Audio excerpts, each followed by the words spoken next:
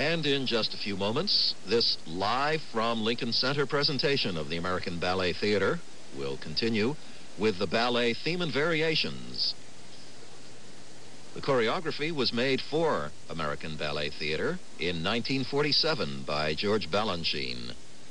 The music is by Tchaikovsky. It's from the Suite Number 3 for Orchestra by Tchaikovsky. And our audience greets the return of our conductor, Akira Endo.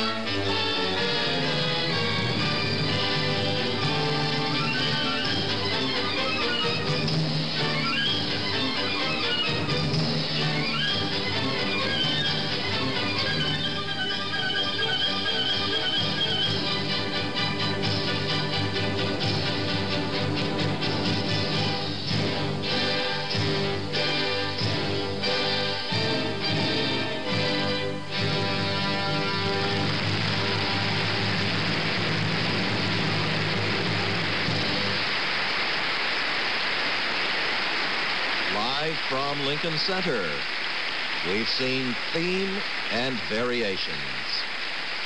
A brilliant ballet choreographed by George Balanchine to the Theme and Variations movement from Tchaikovsky's Suite No. 3 for orchestra. This ballet created by George Balanchine for the Ballet Theater in 1947. Bows now by some of the dancers we just saw.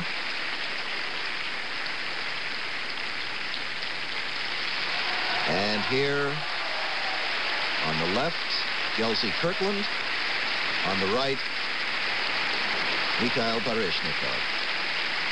Gelsey Kirkland, a native of Bethlehem, Pennsylvania, a dancer with the American Ballet Theater since the fall of 1974.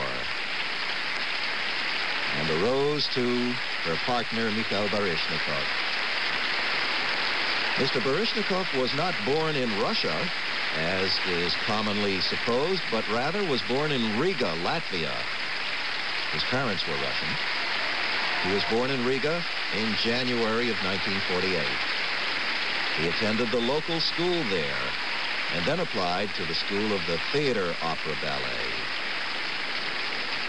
Baryshnikov spent 3 years at that school studying academic subjects as well as classical ballet. He also learned to play the piano there, and he had dreams of one day becoming a professional pianist. Now, all the dancers in Theme and Variations. Gelsey Kirkland trained entirely at the School of American Ballet, where she gained early stage experience dancing children's roles in The Nutcracker and in A Midsummer Night's Dream.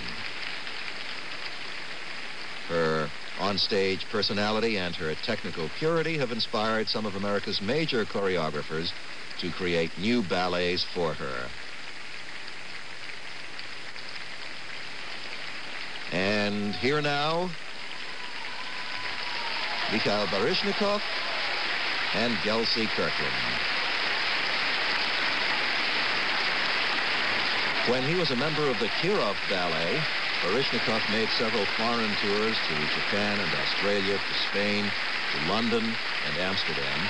And since leaving the Kirov, he has appeared with American Ballet Theater as well as with the Paris Opera Ballet, the National Ballet of Canada, the Royal Winnipeg Ballet, the Elliott Feld Company, the Royal Danish Ballet, and the Royal Ballet.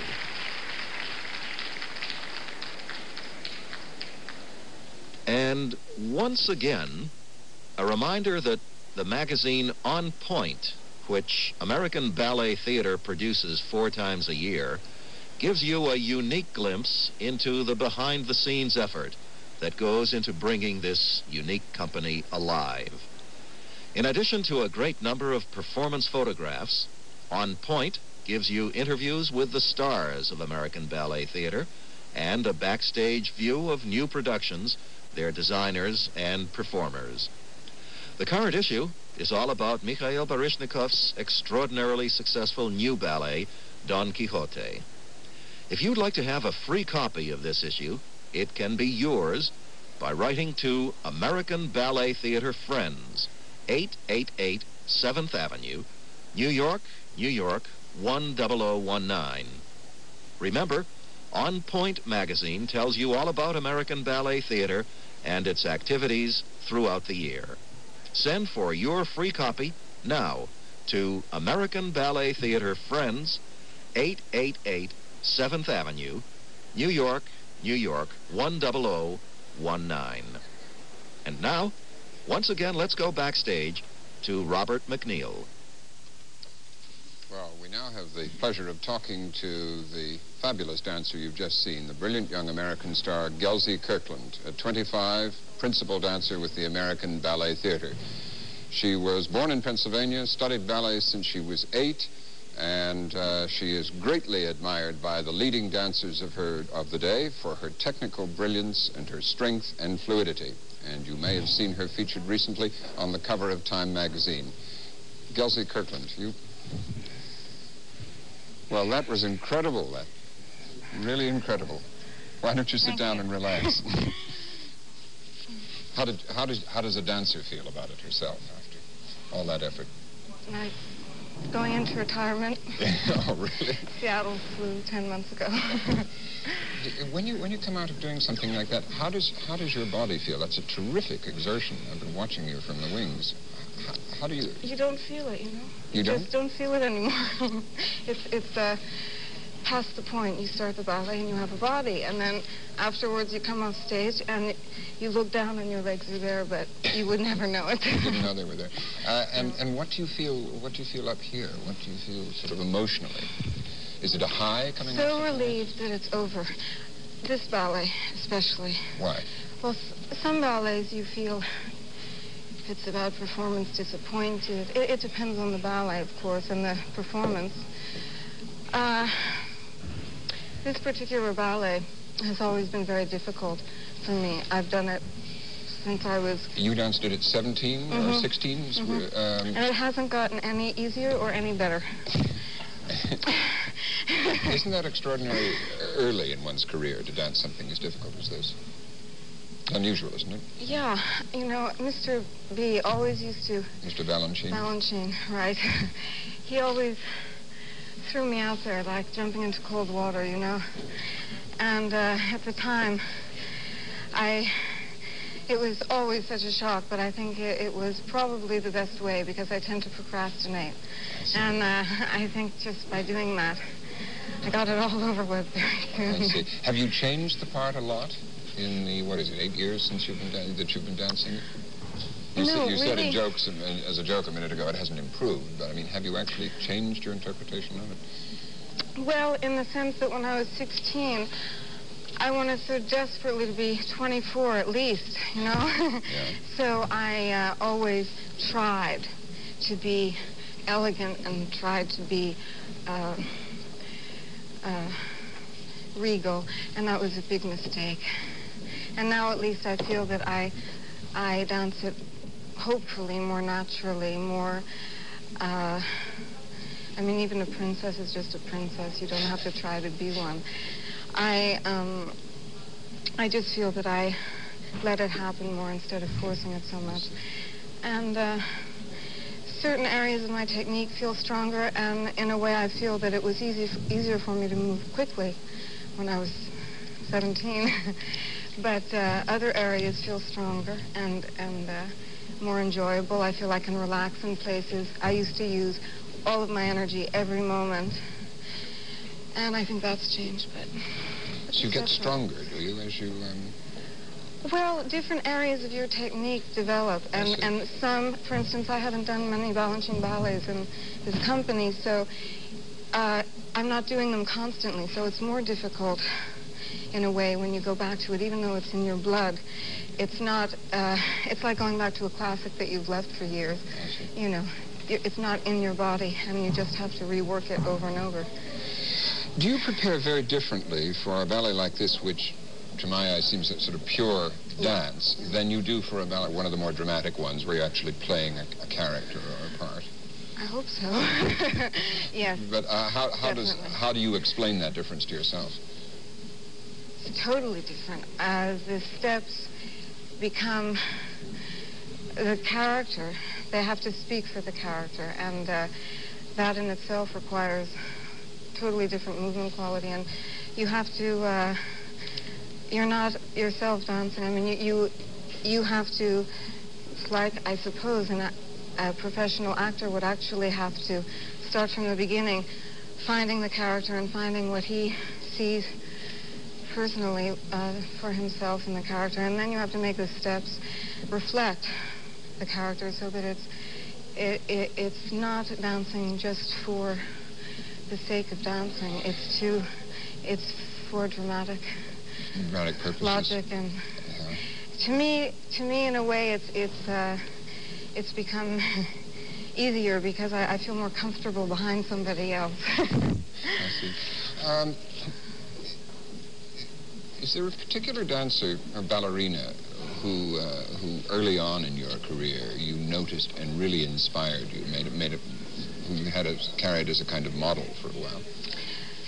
You know, many different ballerinas, but I really, the the ballerina who influenced me more than anything, and it wasn't that young, but Mikhail, when she first came, was my total inspiration. I think more so than anybody had ever been in my life. Why? Can you explain that? You know, Was it a revelation to you, or just a different way of doing it? It was really a revelation. It was as though everything that I had never actually developed a beautiful picture of the way I saw movement, but I always knew that there was something that I wanted to see and attain that I had never seen, and I couldn't picture it because nobody had ever reflected it. And when I saw her, she did. I see. Does a dancer as advanced, if that's the word, as you are, does she still learn by watching somebody like Makarova? Oh, yes. Yes. Because, well, first of all, everybody is so individual, and, I mean, it's one thing to appreciate somebody, and then there are certain people who you really feel you can learn from. And Makarova works. Her body is very educated and very intelligent. You can tell it's all worked in her body, and that's what's interesting to watch, because you really can learn from something like that. Somebody who has developed a way of working instead of a natural dancer. I think that she is natural, but she's also, she knows her body, and I've learned a great deal. And I'm sure everybody at any point in their life could. Let me ask you something that intrigues me finally. Has suddenly becoming not just a celebrity within your profession, but in recent weeks, a national celebrity? Isn't everybody who has his picture on the cover of Time magazine? I know, isn't that strange? Well, I just wonder, what does it do to your actual work? Does it change it at all to be? Well, it did. You know, I mean, of course it didn't, but when I saw the cover, I was working, and it changed my work. I couldn't work for 5 minutes, you know. Yeah. But no, it doesn't at all. It's very removed from what you're doing. And the nice thing about it for me is that I'm not very good at doing publicity, and it was just, couldn't ask for better publicity. Yeah. So it was a wonderful thing to happen to me, and especially my grandmother. You know, she loved it. Great. Well, it's very kind of you to talk to us. Thank you very much, and I thought the performance was just splendid. So thanks so much. Thank you. Bye-bye. Well, we're going to talk